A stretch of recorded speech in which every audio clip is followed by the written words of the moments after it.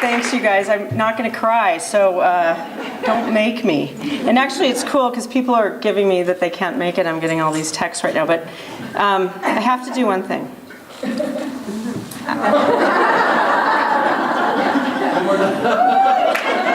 Wait, I can't get you all. You know that one fantasy you don't ever tell anybody, that you keep to yourself completely, and it's so intense that you don't even allow yourself to think it, or if you're me, you kind of picture your fiery death afterwards. So that, well, thanks for being a part. And these pictures are going to end up on the internet. So, welcome. Thank you all so much for being here. I'm going to get all emotional. Friends, everything. This has been a really, really long time in coming, and I'm reminded of it even more because of one of the people that just showed up. I started writing before I had children, and I took writing classes at UCLA, and I took writing classes when we lived in California, and I quit writing when we moved here and had little kids, and Brandon kept saying, when are you going to write again, when are you going to write again? And I would say, Brandon, shut up, we have little kids, I can't even make dinner, this is never going to happen. And he said, you have to do this. And I said, no, I don't, and we fought for a while. And then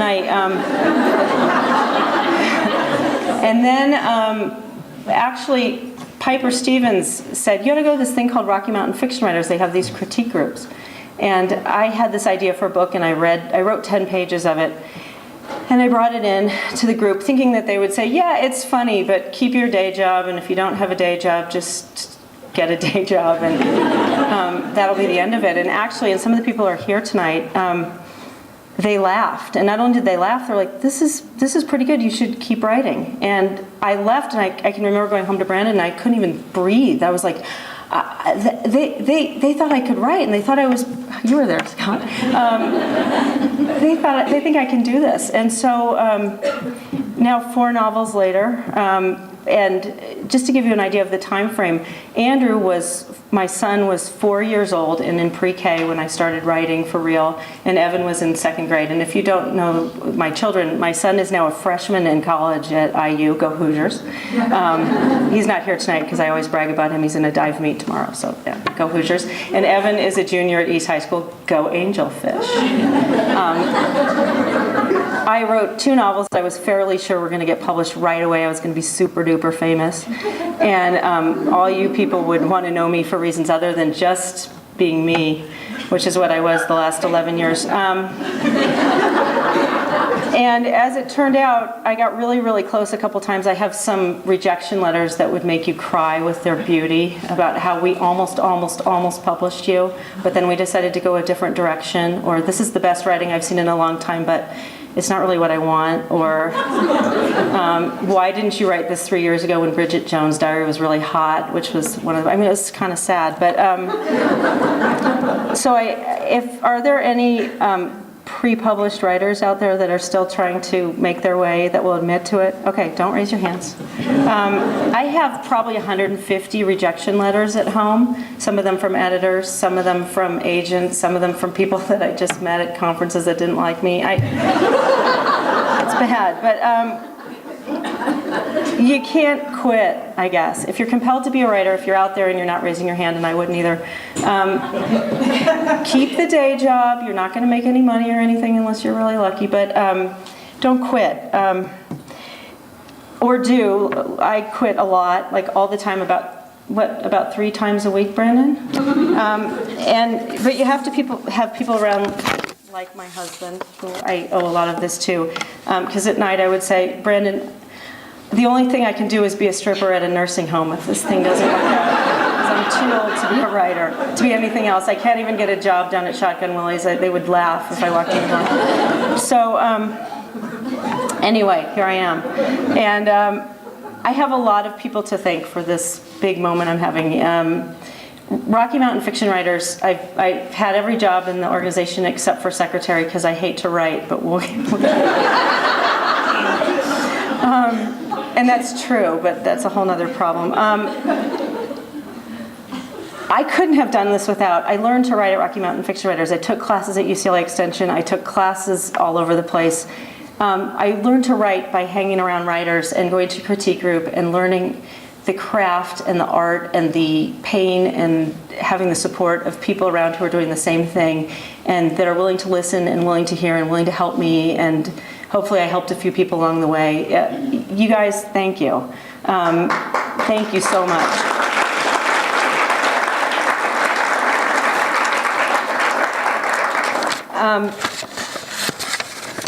To my friends who are out there, you guys have all been spectacularly supportive too, and with my little personality, I had this sort of vision of not seeing you all out here like you are tonight, but at my funeral, laughing, like, you know, honoring me or whatever it is you'd be doing, or like saying, you know, she never did wear a seatbelt, it's not a surprise, or, you know, whatever it is. But I had this vision of everybody being like, you know, wasn't it funny that 15 years when Linda Hull thought she was going to be a writer?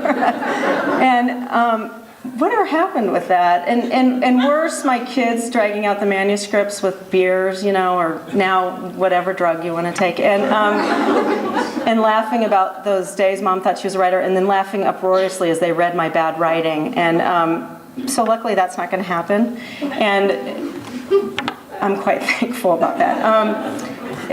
To my kids, Evan, you're the representative of both Andrew and Eliza. I would, in the afternoons when I'd be really depressed because I'd been writing all day and I'd written 3 sentences, and everyone on Facebook would be writing their, I've just finished with my 3,000 words and now I'm going to go to the gym. I would cry and say, boys, this is never going to happen, and I'm sorry, I'm a bad mom because I don't have anything for dinner and I've been sitting in front of this thing all day. And they would say, Mom, keep it up, don't give up, don't give up, don't give up. And they get that from Brandon, who really believes that life isn't worth living unless you go for your goals and keep after them. And it's also really difficult because I'd really like to just watch TV some nights. All right, now on to the actual big bang in my publishing career itself. A lot of you know this if you're writers. You know, all these years went by and I was getting all these rejections, and a few years ago at Rocky Mountain Fiction Writers, I met this guy named Ben Leroy, who is my publisher, who's actually filming right now.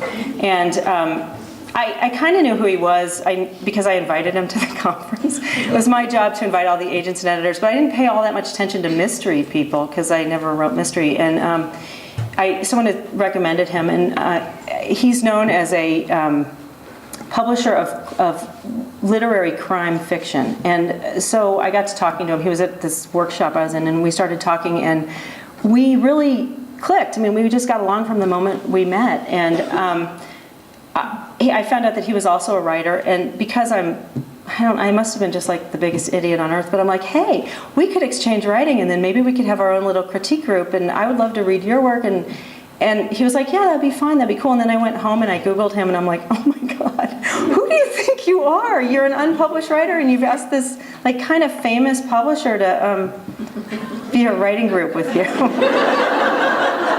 Linda.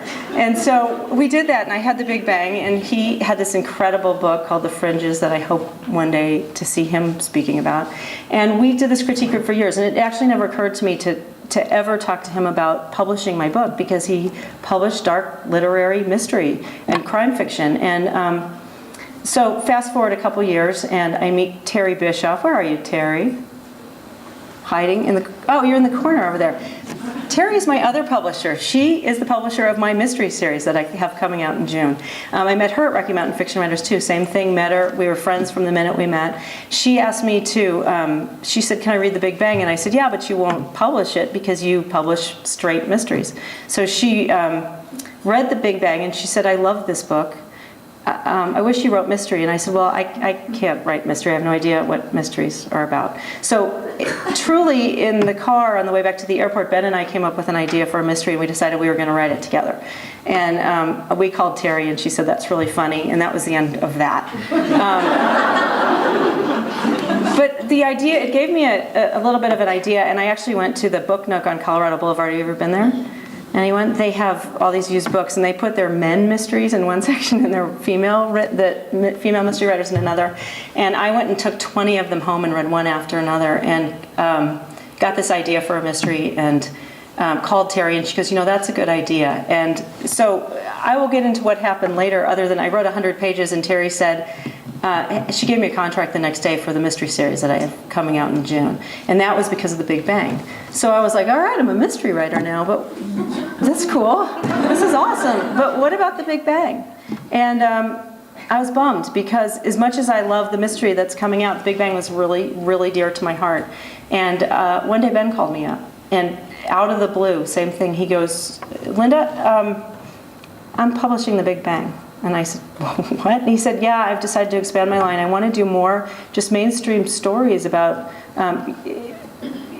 Ben's sort of a big fan of the human condition and exploring it. It doesn't have to be crime fiction or whatever, but he found a book he loved at a conference in Texas. He said, I'm going into a little more broad fiction and I'm publishing your book.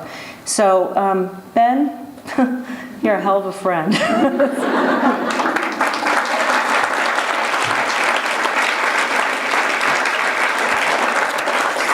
All right, now I have all these notes, and I'm going to read a tiny bit. If you have, some of you have already read The Big Bang, and for those of you that have read The Big Bang, you're all hope.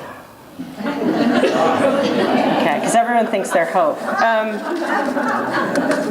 The Big Bang, I describe it as a suburban satire pregnancy whodunit.